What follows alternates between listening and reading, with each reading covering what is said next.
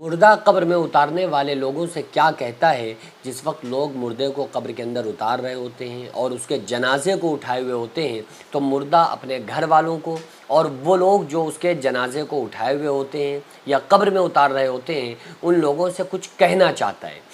چونکہ اس کی جو روح ہوتی ہے وہ سارا منظر دیکھ رہی ہوتی ہے۔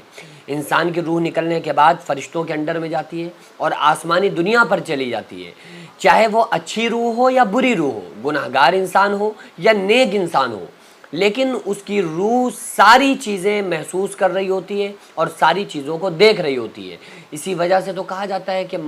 جس وقت مردے کو نہلایا جائے، اس کو کفن پہنایا جائے تو بہت ہی آہستگی کے ساتھ، بڑی آرام کے ساتھ اس کو اٹھانا چاہیے، اس کو کفن دفن اس کا کرنا چاہیے، کیونکہ اس مردے کو مکھی کا بیٹھنا پہاڑ کے برابر لگتا ہے۔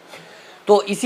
کیونکہ اس کی روح بھلے اس کے جسم سے نکلی ہوئی ہوتی ہے، لیکن اس کی روح کا تعلق اس کے جسم کے ساتھ ضرور ہوتا ہے۔ تو جس وقت لوگ اس کو کفن پہنایا جا رہا ہوتا ہے اور جنازہ اٹھایا جا رہا ہوتا ہے، تو اس وقت اگر وہ نیک بندہ ہوتا ہے جس نے اللہ اس کے رسول صلی اللہ علیہ وآلہ وسلم کے بتائے ہوئے طریقوں پر زندگی میں عمل کیا تھا، تو پھر وہ روح کہتی ہے، وہ مردے کی روح کہتی ہے کہ اے لوگوں، مجھے جلدی نہلا دو، مجھے جلدی کپڑے پہنا دو یعنی کفن پہنا دو، مجھے جلد سے جلد میرا جنازہ اٹھا کر میرے اصلی گھر تک مجھے پہنچا دو۔ قبر میں لوگ اتار رہے ہوتے ہیں تو اس کی یہی پکار ہوتی ہے کہ اے لوگوں، مجھے جلد سے جلد قبر کے اندر پہنچا دو، کیونکہ یہ میرا اصلی گھر ہے، کیونکہ اس کو یہ محسوس ہو رہا ہوتا ہے کہ یہ زندگی ہماری ختم ہو چکی ہے، اب ہماری اصلی زندگی شروع ہو رہی ہے، اور مرنے کے بعد اس کو یہ محسوس ہو جاتا ہے کہ اب ہمیں قبر کے اندر رکھا جائے گا، جو ہماری اصلی اور حقیقی زندگی اور ہمارا گھر ہے۔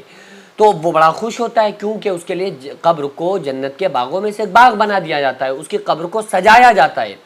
تو اسے بہت جلد بازی ہوتی ہے کہ کسی طرح سے میرے جنازے کو جلدی سے اٹھا کر میری باڈی کو لے جا کر لوگ میرے قبر کے اندر رکھ دیں، تاکہ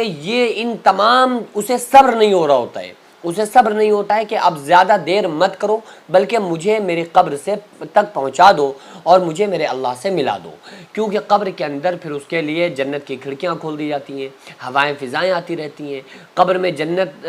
کا بچھونا بچھا دیا جاتا ہے، جنت کی کھڑکی کھول دی جاتی ہے۔ لیکن اگر کوئی گناہگار انسان ہوتا ہے، فاسق فاجر برا آدمی ہوتا ہے، تو وہ بھی محسوس کر رہا ہوتا ہے کہ ہمیں کفن پہنایا جا رہا ہے، ہمیں دفنایا جا رہا ہے، اب ہمارے جنازے کو اٹھایا جا رہا ہے، اب لوگ ہمارے جنازے کو کاندھے پر لے کر چل رہے ہیں، اب ہمارے قبر میں ہم کو اتارنے لگے ہیں، چونکہ وہ روح سارا منظر دنیا کا دیکھ رہی ہوتی ہے، اوپر سے ہی وہ ساری چیزیں دیکھ رہی ہوتی ہے، لیکن ان کی آواز ہمیں سنائی نہیں دیتی ہے، لیکن چونکہ ان کی جو منشا ہوتی ہے وہ رسول اللہ صلی اللہ علیہ وآلہ وسلم نے بتایا ہے کہ وہ مردے اس وقت چاہتے کیا ہیں، تو وہ گناہگار بندہ اپنے زبان قلب سے کہتا ہے، زبان حال سے کہتا ہے کہ اے لوگوں، مجھے کہاں لے کر کے جا رہے ہو؟ جب لوگ جنازہ اٹھاتے ہیں نا تو کہتا ہے کہاں لے کر کے جا رہے ہو؟ مجھے میرے اصلی گھر سے، یعنی کہ میرے جو دنیا میں گھر ہے، اس گھر سے مجھے جدا نہ کرو، میرے بیوی بچوں سے مجھے الگ نہ کرو، میں نے بڑی محنت کی اس گھر کو بنانے کے لیے، اب مجھے میرے گھر سے الگ نہ کیا جائے۔ لیکن کوئی اس کی سننے والا بات نہیں ہوتا ہے کہ کوئی بھی بندہ اس بات کو محسوس کر سکے، یا اگر سنائی بھی پڑ جائے تو کون کیا کر سکتا ہے؟ کوئی کچھ نہیں کر سکتا۔ تو وہ بڑا گھبرا رہا ہوتا ہے جب لوگ اس کے جنازے کو رکھتے ہیں اور قبر میں اس مردے کو اتارا جا رہا ہوتا ہے گناہگار کو، تو وہ اپنے زبان حال، زبان قلب سے کہتا ہے کہ اے لوگوں، اے میرے عزیز و اقارب، مجھے کہاں ڈال کر جا رہے ہو؟ اس اندھیری کوٹری کے اندر مجھے چھوڑ کر مت جانا۔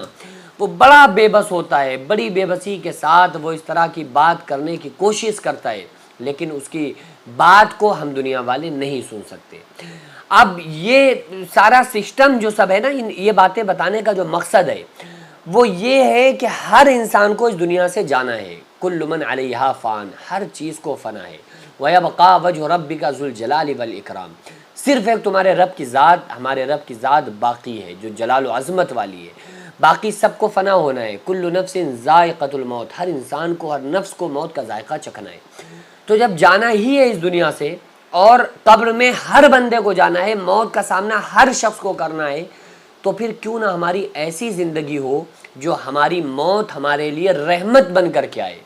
ہماری قبر ہمارے لیے سجا دی جائے، ہماری قبر جنت کا باغ بن سکے، ہماری قبر میں جنت کا بچھونا بچھایا جائے۔ یہ جب ہوگا جب ہم دنیا میں اللہ اور اس کے رسول صلی اللہ علیہ وآلہ وسلم کے بتائے ہوئے طریقوں پر عمل کریں گے۔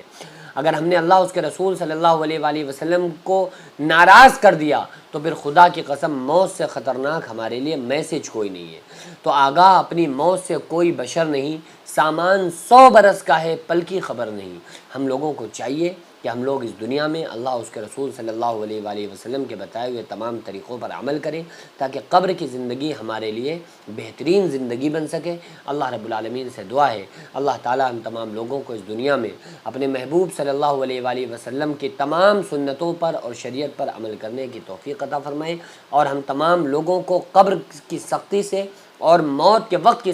سختی سے اللہ تعالیٰ ہم تمام لوگوں کی حفاظت فرمائے۔ وما علینا الا البلاغ۔ السلام علیکم ورحمۃ اللہ وبرکاتہ۔